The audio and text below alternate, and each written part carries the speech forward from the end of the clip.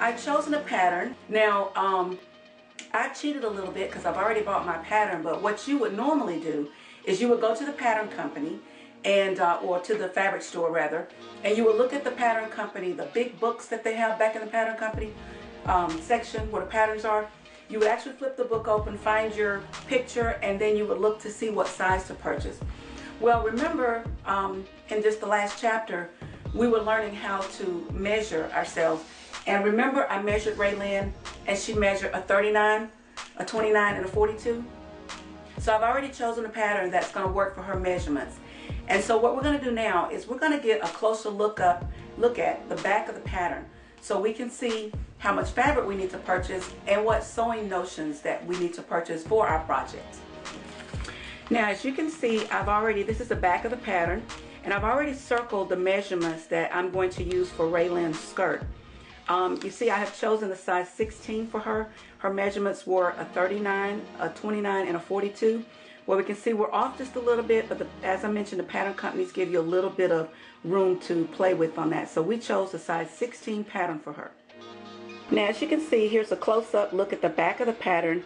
As you can see, here's a suggestion for the fabrics. It's saying that you can use a linen, a wool, a crepe, or any silk-like fabrics.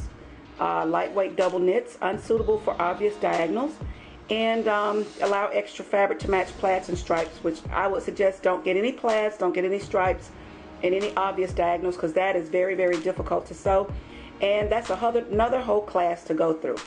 Now also, it's showing us the notions for the jacket, but we're not doing the jacket, so we want to look at the notions for the skirt.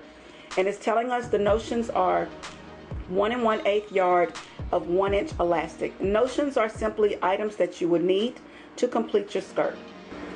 Okay, now as we mentioned earlier, I'm using a size 16. As you can see there, I have it circled.